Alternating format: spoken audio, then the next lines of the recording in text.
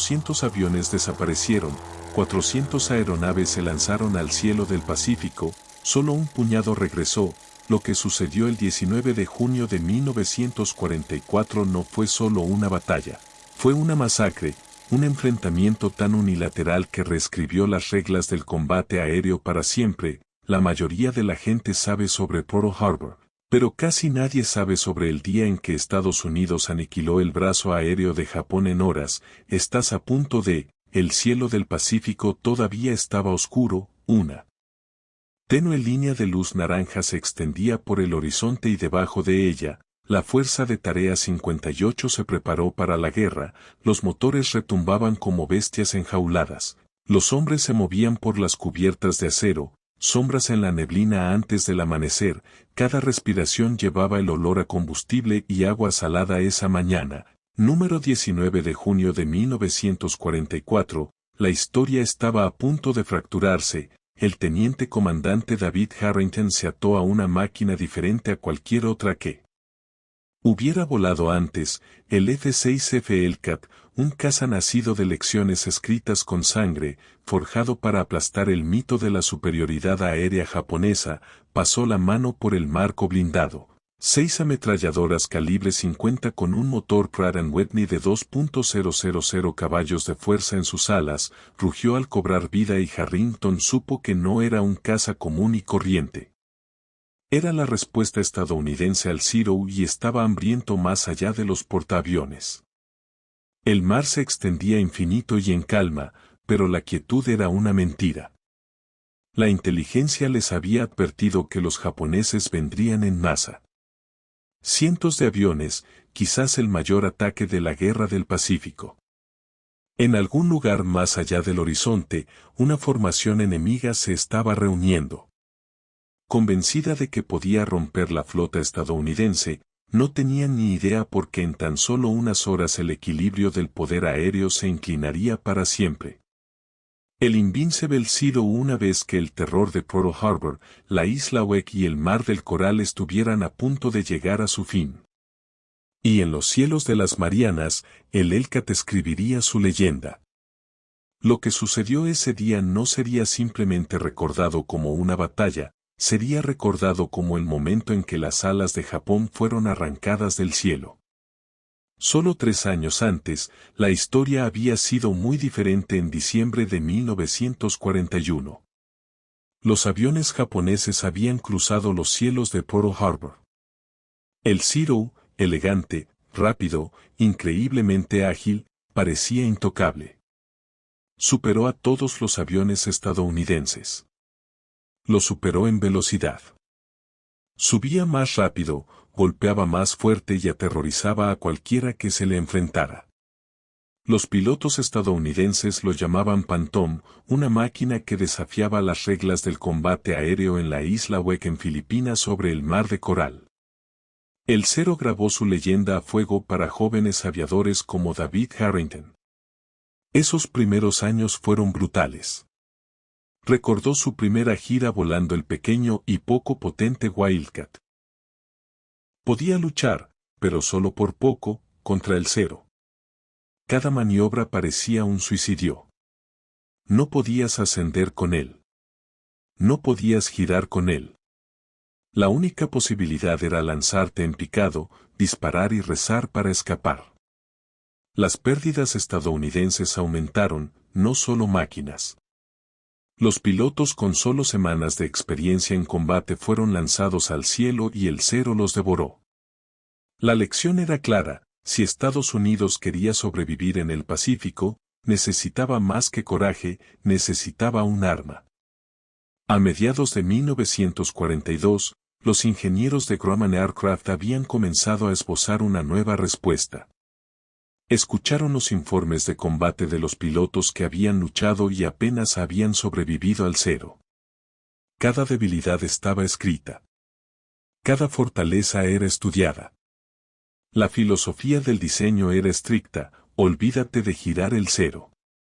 Olvídate de los chasis ligeros. El nuevo caza no sería un bailarín, sería un luchador. De ahí el Hellcat. Nació una máquina construida como una fortaleza voladora, cabina blindada, tanques de combustible autosellantes y 6 ametralladoras pesadas. No era delicado, no era sutil, era supervivencia en alas. A finales de 1943 los primeros Hellcats llegaron a la flota. Pilotos como Harrington supieron al instante que esto era diferente. El Wildcat se había sentido como un compromiso, el Hellcat se sentía como el destino. Trepaba con potencia, se zambullía como un halcón, podía aguantar el castigo y seguir volando. Cuando un cero ya sería una bola de fuego, y lo más importante, era fácil de volar. Incluso un recién graduado de la escuela de vuelo podía manejarlo, pero las máquinas solas no ganan guerras. Detrás de cada Hellcat había algo más grande, el motor implacable de la industria estadounidense. Mientras Japón luchaba por reemplazar incluso unas pocas docenas de aviones cada mes, las fábricas estadounidenses construían miles cada mes, mientras las escuelas de vuelo japonesas reducían las horas de entrenamiento a restos. Los cadetes estadounidenses se graduaban con más de 300 horas en la cabina. Las matemáticas eran despiadadas, y así en 1944 el equilibrio había cambiado por primera vez. El cero ya no era el cazador, era el cazado. El escenario estaba listo en las Marianas, pequeñas islas dispersas en el Pacífico, pero invaluable en valor estratégico. Quien los controlara tendría la clave para atacar al propio Japón. El almirante Raymond Sporrens y el almirante Mark Mecher reunieron el poder de la Fuerza de Tarea 58, 15 portaaviones, cientos de barcos, casi 1,000 aviones, la mayoría de ellos Hellcats. En el otro lado, el almirante Hisaburo Osawa preparó su contraataque, 9 portaaviones cada piloto. Que Japón pudo reunir veteranos, pero también muchachos apenas salidos del entrenamiento, algunos con menos de 50 horas de vuelo. La diferencia era marcada. Un lado luchó con experiencia, números y máquinas construidas para dominar. El otro luchó con esperanza menguante, aviones frágiles y un mito que ya se estaba desvaneciendo. Harrington caminó por la cubierta en la noche del 18 de junio. El aire olía a gasolina y rocío salado. Miró la cola de su Hellcat número 29 y sintió una tranquila certeza. Esto ya no era 1942, esta era una nueva guerra, y al amanecer el reinado de los ceros terminaría. El amanecer del 19 de junio de 1944 llegó con una extraña electricidad, no miedo, no pavor, algo más como el aire mismo sabía que la historia se trataba para cambiar. A bordo del portaaviones USS Independence, el teniente comandante David Harrington se ajustó las correas de su equipo de vuelo a su alrededor. La cubierta estaba viva con el movimiento, los mecánicos gritaban, los manipuladores empujaban a los cazas a sus posiciones, las tripulaciones de artillería arrastraban cinturones de municiones, el viento del mar traía el penetrante olor a combustible.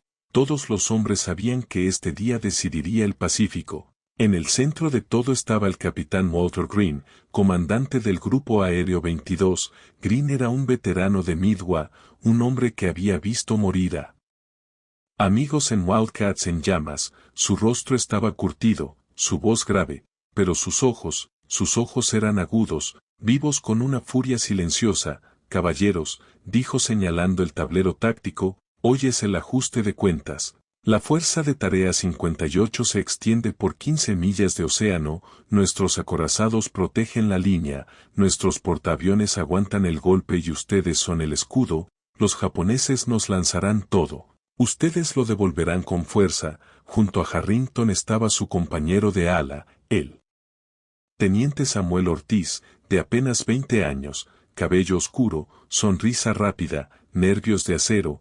Ortiz solo había volado en combate 2 veces antes, pero se comportaba como un hombre del doble de su edad. Creo que vendrán a por todos nosotros.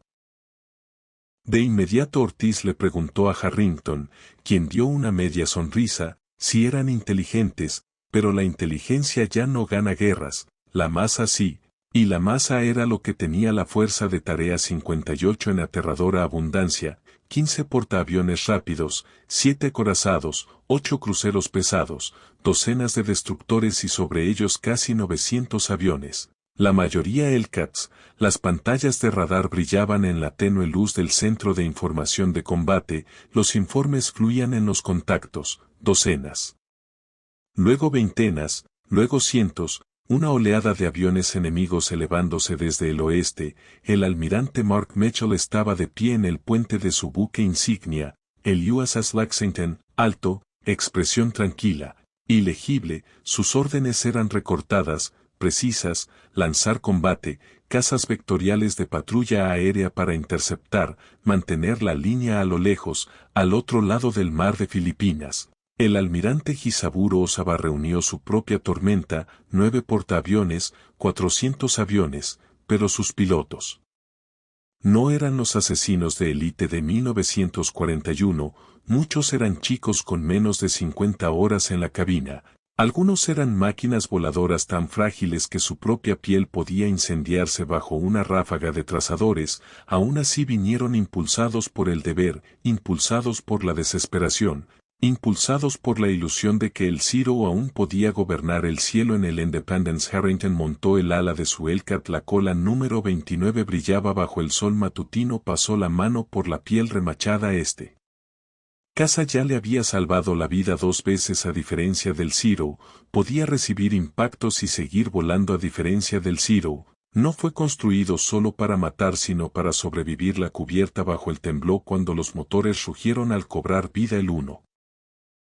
El escuadrón bajó atronadoramente por la catapulta, garras de acero saltando al cielo del Pacífico. Más siguieron uno tras otro hasta que el aire sobre el grupo de trabajo se llenó de motas oscuras que ascendían hacia la luz. Harrington se deslizó en la cubierta de su cabina cerrándola. El mundo exterior se atenuaba adentro, solo el zumbido de los instrumentos y el rugido constante del motor. Su comandante de escuadrón, el comandante Frank Dalton, habló por la radio. Dalton era un veterano de Guadalcanal, marcado pero firme. Su voz tenía el peso tranquilo de un hombre que había engañado a la muerte más de una vez. Escucha, inteligencia confirma fuerza enemiga, más de 400 aviones, 4 oleadas, cazas, bombarderos en picado, aviones torpederos bien pesados. Recuerda tu entrenamiento, auge y sumusa tu altitud, nunca gires con un 0, golpea fuerte, sube lejos, vive para atacar de nuevo. Estática, crepitó, luego silencio. Cada piloto lo sintió el cambio el momento antes de la batalla, cuando el mundo pareció contener la respiración. La voz de Ortiz se abrió paso. Hey capitán, vamos a embolsar algunas albóndigas hoy. Su risa fue aguda, intrépido. La respuesta de Harrington fue firme. Quédate en mi ala, los enviaremos de vuelta al mar más allá del horizonte. El enemigo ya estaba en el aire. Ceros vocales, cats, incluso los nuevos bombarderos en picado Judy se elevaron en grandes enjambres oscuros, sus insignias rojas brillando como sangre contra el cielo de la mañana. El escenario estaba listo. 2 fuerzas, una subiendo, una cayendo, a punto de colisionar en la mayor batalla aérea de portaaviones en la historia. Para Harrington y Ortiz, para Verde y Dalton, para cada piloto abrochado a un Hellcat esa mañana, esto ya no se trataba de supervivencia, se trataba de supremacía, y en las próximas horas el mundo descubriría quién realmente posee los cielos. La orden llegó a las 8:30, orden despegar todos los cazas. La tripulación de cubierta se movió con precisión, nacido de ejercicios interminables. Los Hellcats fueron arrastrados a posición a las bloqueadas líneas de combustible. El oficial de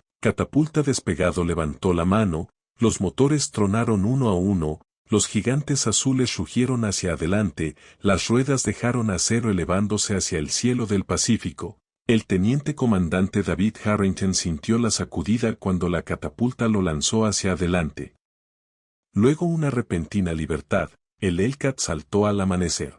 Su motor de 2000 caballos de fuerza lo impulsó hacia arriba con una potencia sin esfuerzo. Debajo del USS Independence se encogió en un punto de acero arriba, solo el cielo, esperando sin límites. Su compañero de ala, el teniente Samuel Ortiz, se deslizó en formación a su derecha. Los 2 Hellcats cortaron el aire de la mañana, subiendo más y más alto hasta que la flota fue solo una sombra debajo de las nubes.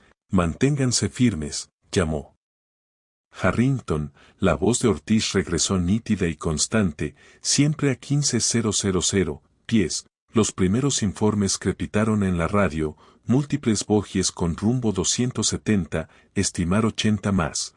Altitud desconocida, las palabras, afilar el espejo como una cuchilla. La voz del capitán Walter Green se quebró, todas las unidades interceptar, no los dejen pasar. El horizonte comenzó a oscurecerse, aparecieron formas, primero tenues, luego innumerables, una nube negra que se extendía por el cielo, ceros, bombarderos en picado, aviones torpederos, todos dirigiéndose directamente a la tarea. El comandante de contacto de la Fuerza 58, Frank Dalton, anunció su tono calmado y mesurado, pero cada piloto podía sentir la tensión apretada en su pecho. La primera ola estaba llegando. Harrington inclinó su Hellcat, posicionándose sobre el enjambre enemigo. La altitud era vida desde aquí. Podía caer en picado como un halcón, atacar con fuerza, alejarse antes de que el cero pudiera siquiera responder. Recuerda tú. Entrenamiento. La voz de Dalton nos estabilizó. Boom y zoom. Golpéalos de una vez. Asciende. No luches contra perros. Intentarán arrastrarte a un giro. No los dejes. Las formaciones japonesas se extendían debajo. La luz del sol brillando en alas plateadas pintadas con círculos carmesí. Algunos volaron cerrados, disciplinados. Otros vacilaron, pilotos inseguros, recién salidos de un entrenamiento apresurado. Harrington casi podía ver sus caras, chicos, no hombres, pero chicos con bombas aún. Podían matar. Vuelo de martillo. Sígueme. Harrington llamó, empujó el acelerador hacia adelante. El Hellcat rugió, la gravedad lo empujó en picado. La aguja de velocidad aerodinámica se disparó más allá de los 350 de velocidad mínima. El viento gritó contra la cubierta a 1000 yardas, se fijó en un cero. El piloto nunca lo vio venir. Harrington apretó el gatillo. 6 cañones calibre 50. Los trazadores estallaron e iluminaron el cielo como fuego fundido. La frágil piel del Zero se desgarró. Una explosión en la cabina. Llama. Humo. Silencio. El avión se desintegró en el aire. Salpicadura 1. Harrington llamó retrocediendo para ascender. La voz de Ortiz consiguió un bombardero Judy bajando. Harrington miró de reojo el Hellcat de Ortiz dejando una estela de humo de sus armas. El bombardero en picado japonés cayendo en espiral hacia el mar. La batalla estalló a lo largo de 30 millas de cielo. Los Hellcats atravesaron formaciones atacando desde arriba y luego ascendiendo. Los Zeros se retorcieron desesperadamente tratando de forzar los giros luchas, pero el Hellcat era demasiado rápido, demasiado fuerte. Ortega se encontró apuntado por 2 Zeros. Se lanzaron hacia el armas destellantes. Capitán, tengo problemas, gritó Harrington. Rodó fuerte cayendo. Desde arriba su ráfaga atrapó a un Zero en la explosión del motor. Humo negro. El segundo se separó, pero Ortiz ya estaba ascendiendo a salvo de nuevo. Por todas partes el fuego floreció en el cielo. Los bombarderos cayeron en llamas. Los aviones torpederos se desintegraron antes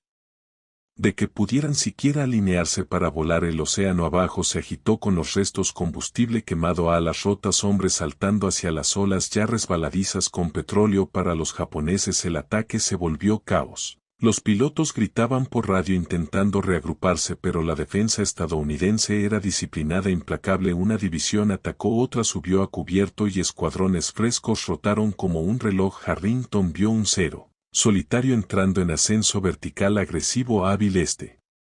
No era un recluta verde. El piloto giró bruscamente forzando un duelo. Por un momento Harrington sintió el peligro. El cero giró más cerrado dando vueltas como una cuchilla, pero Harrington recordó las palabras de Dalton: no gires. Subas retrocedió dejando que la potencia del Hellcat lo arrastrara más alto. El cero intentó seguirlo, pero su ascenso flaqueó. Ese fue el momento. Harrington giró invertido, cayó en una S dividida y bajó detrás de él. Una corta ráfaga de fuego atravesó el fuselaje. El cero se convirtió en un cometa que caía desapareciendo en el mar. Salpica otro. Harrington respiró. A las 10:30 la primera oleada japonesa se hizo añicos. Docenas de aviones cayeron incendiándose en el océano. Menos de 10 llegaron a la flota estadounidense y ninguno sobrevivió al guante del fuego antiaéreo que los esperaba. La radio crepitó. Todas las unidades, nuevos contactos más grandes, formación entrante estimada 120 aviones. Rumbo 280. Harrington miró su indicador de combustible aún fuerte. Revisó su munición. Más de 1,000 rondas restantes suficientes. Ortega regresó a la línea respirando con voz pesada, tenso por la adrenalina. ¿Estás listo para la ronda 2, capitán? Harrington se ajustó los guantes. Su respuesta fue calma. Siempre. El cielo al oeste Comenzó a oscurecerse de nuevo, más sombras elevándose, más aviones, otra tormenta, y la fuerza de Tarea 58 se elevó para recibirla. La segunda oleada llegó como una tormenta, 120 aviones japoneses, cazas bombarderos en picado, aviones torpederos barriendo en una marea negra a través del cielo del Pacífico. Por un momento pareció interminable. Harrington apretó su agarre en la palanca. Aquí vienen. La voz de Ortiz se quebró a través de la radio, áspera por la adrenalina. Capitán, eso es toda una fuerza aérea. Harrington respondió con acero. Entonces enterrémoslo. Los Hellcats se lanzaron de nuevo, 36 cazas azules cortando a través del sol de la mañana, cañones trazadores destellantes rasgando el aire. La formación japonesa se dio al contacto. Los pilotos verdes rompieron la formación en pánico. Los veteranos intentaron mantener la disciplina, intentaron formar un escudo, pero los Hellcats se abrieron paso como rayos. Harrington alineó un bombardero en picado bal. Sus bombas colgaban debajo del fuselaje. Una estalló, las llamas lo envolvieron. La bomba detonó en el aire dispersando fuego por el cielo. Salpica uno. Val Harrington llamó. La voz de Ortiz gritó por encima de la estática. Recibió otro. Judy está abajo, pero el peligro estaba en todas partes. Los ceros pululaban desde arriba tratando de inmovilizar a los Hellcats en peleas de giro. Uno se aferró a la cola de Harrington, fuego cocido a través de su ala. El Hellcat se estremeció, giró fuerte a la izquierda, se zambulló derecho hacia abajo. El cero siguió demasiado cerca, demasiado ansioso, a 5.000 pies. Harrington rompió en un giro ascendente. El potente motor del Hellcat lo arrastró hacia arriba. El cero intentó igualarlo y se detuvo. Harrington dio marcha atrás, cayó como un martillo. Armas de fuego. El cero estalló en fuego. Salpica otro, murmuró, sudor corriendo por su cara, por todo el cielo. La misma historia se repitió. Hellcats usando velocidad de altitud y potencia de fuego para destrozar al enemigo. Ceros retorcidos giró, arañaron para obtener ventaja, pero no podían ganar. Ya no. El escuadrón del capitán Walter Green interceptó a los torpederos, los Nakajima B-5 los mismos aviones que habían destripado Pearl Harbor. Avanzaban lentamente hacia la flota a apenas 200 millas por hora contra los Hellcats. Fue Walter Green quien destruyó 2 de una sola pasada. Otros siguieron hasta que el océano quedó sembrado de escombros. Aún así, los japoneses presionaron ola tras ola. Al mediodía, se avistó el tercer asalto. Otros 80 aviones. Dios mío, Ortiz susurró. Harrington lo estabilizó. Están dando todo lo que tienen. Esto es todo. Sus últimas fuerzas. Los Hellcats volvieron a alzarse. Nuevos escuadrones despegaron mientras otros aterrizaban para repostar. La rotación era perfecta, interminable. Donde terminaba un vuelo, comenzaba otro. La tercera ola era incluso más joven.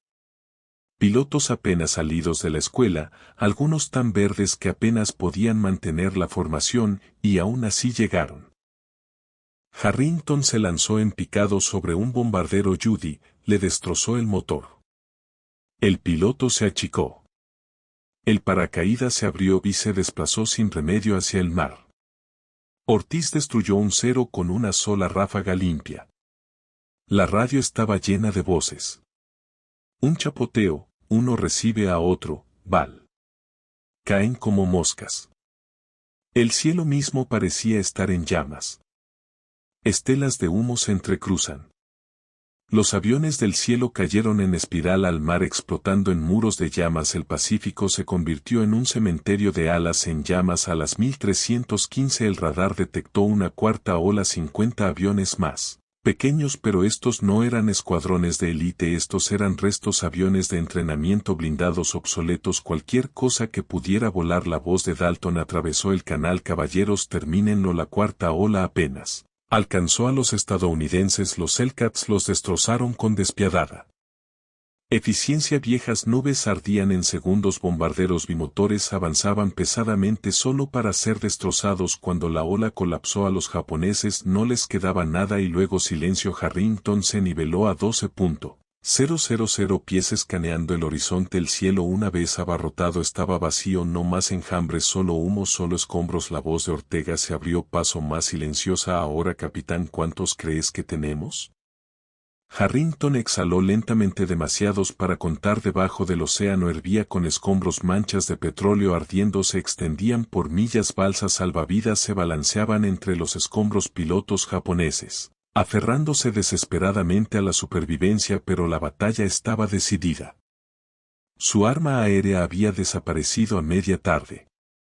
El recuento era asombroso. Casi 400 aviones japoneses destruidos. Las pérdidas estadounidenses fueron menos de 30. No fue solo una victoria, fue la aniquilación. Harrington miró el humo que se elevaba hacia el cielo y supo que este era el punto de quiebre. El momento en que el Zero, una vez temido, una vez legendario, murió. El mito se había desvanecido y el Hellcat había reclamado el cielo. A última hora de la tarde, el cielo estaba tranquilo. No más enjambres negros. No más arcos ardientes de aviones cayendo. Solo humo, solo silencio. El teniente comandante David Harrington guió su Hellcat de regreso hacia la Fuerza de Tarea 58. La batalla había durado horas, pero para él fue como una sola respiración contenida demasiado tiempo. Miró sus instrumentos. Combustible bajo. Munición casi agotada. Manos temblorosas en el control. Independencia. Este es Harrington. Regresando a la base. La respuesta llegó. Calma, firme. Copia. Harrington tiene autorización para aterrizar. Bajó el Hellcat a la cubierta móvil. El gancho de detención se enganchó. El caza se detuvo de golpe. Los motores se apagaron por un momento. Simplemente se sentó allí. El sudor goteaba. El corazón latía con fuerza en la cubierta de vuelo. El aire era eléctrico. Los pilotos subieron desde cabinas, algunos sonriendo, algunos aturdidos, algunos tan exhaustos que apenas podían caminar. El olor a pólvora aún se aferraba a sus uniformes. Tierras CR Noticias invadieron el avión parcheando agujeros, revisando combustible, rearmando armas. La batalla no solo se ganó, se sobrevivió. Ortiz se tambaleó sobre el casco metido bajo el brazo. Capitán, dijo todavía, recuperando el aliento, ni siquiera puedo contar cuántos cayeron hoy. Harrington miró hacia el horizonte. Manchas de petróleo brillaban donde los aviones habían desaparecido. Yo tampoco puedo, dijo en voz baja, pero sé lo que significa. Esa noche en la cubierta del comedor del portaaviones el ambiente era surrealista, no sombrío, no pesado. Casi festivo. Los hombres reían, intercambiaban historias, voces zumbando como una feria. Los pilotos relataban muertes con las manos cortando el aire, reviviendo inmersiones, pases de armas, explosiones, pero debajo del ruido había algo tácito. Todos los hombres sabían lo cerca que había estado, lo fácil que podría haber cambiado el curso de la batalla si no fuera por el Hellcat, si no fuera por el entrenamiento, si no fuera por el gran peso de la industria estadounidense detrás de ellos. El capitán Walter Green se dirigió al escuadrón. Tarde esa noche su voz se oyó por encima del zumbido de los motores y el lejano estruendo de las olas. Caballeros, dijo, hoy destruimos la aviación japonesa de portaaviones, no debilitada, no magullada. Destruida. Hizo una pausa. 400 aviones enemigos, casi todos desaparecidos, y perdimos menos de 30. La sala quedó en silencio. Los números tenían una forma de herir más profundamente que las palabras. Harrington pensó en 1942, de vuelta a Pearl Harbor, de vuelta a la sensación de impotencia de volar un avión de combate contra un Zero que podía girar a su alrededor como humo. 2 años atrás había sido desesperación, ahora supremacía. Se apoyó contra la barandilla esa noche, mirando los interminables incendios del Pacífico que aún ardían débilmente en él.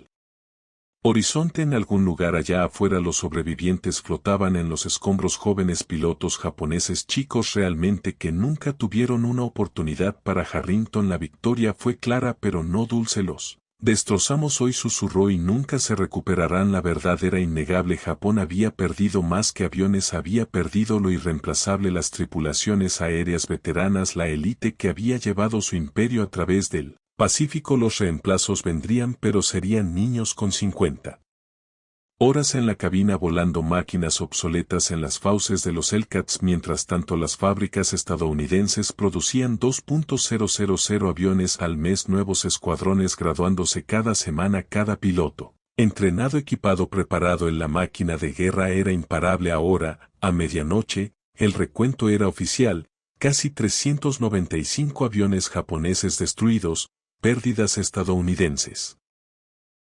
29 aviones, la tasa de muertes mejor que 14-1, era más que números, fue un punto de inflexión. Los hombres de la Fuerza de Tarea 58 nunca más temerían al cero de ese día en adelante. El Pacífico era suyo. La mañana siguiente, el Pacífico seguía sin enjambres de ceros, ni columnas negras de humo que arañaban el cielo, solo el zumbido silencioso de los portaaviones que se movían constantemente hacia el oeste.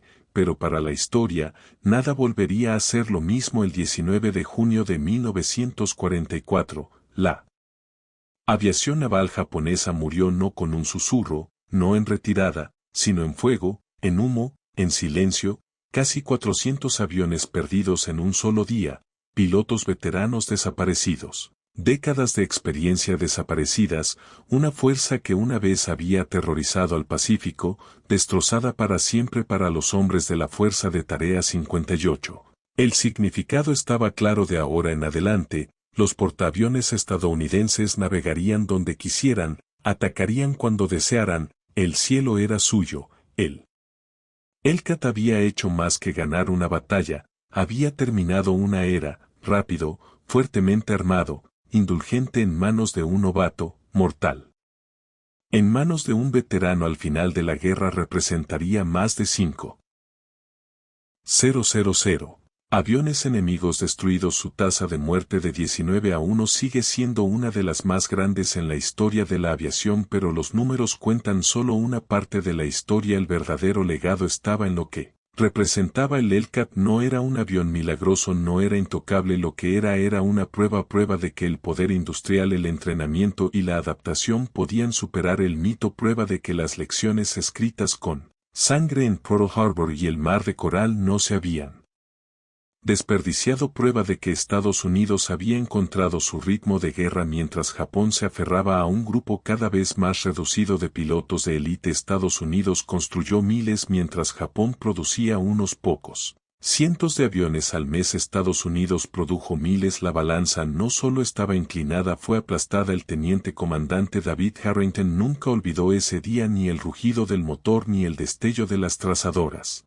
ni la visión de los jóvenes pilotos japoneses cayendo al mar. Recordó estar de pie en la cubierta esa noche viendo la puesta de sol pintar el Pacífico de una luz roja sangre, los Hellcats alineados a lo largo del portaaviones, alas plegadas como guardianes silenciosos, los hombres a su alrededor riendo vivos, victoriosos, y sin embargo debajo de todo una pesadez, porque Harrington sabía lo que muchos no dijeron en voz alta, que esos muchachos japoneses habían luchado valientemente, que habían muerto creyendo que podían cambiar el rumbo y que sus comandantes los habían arrojado a una batalla sin esperanza. El legado del gran tiroteo del Pavó de las Marianas no fue solo una victoria, fue una advertencia. La guerra ya no se trataba de unos pocos, ya no se trataba de haces. Se trataba de sistemas sobre máquinas, sobre naciones que podían construir, entrenar y sobrevivir a sus enemigos, y Estados Unidos se había convertido en esa nación. En los años venideros los historiadores marcarían el 19 de junio como el día en que los cielos del Pacífico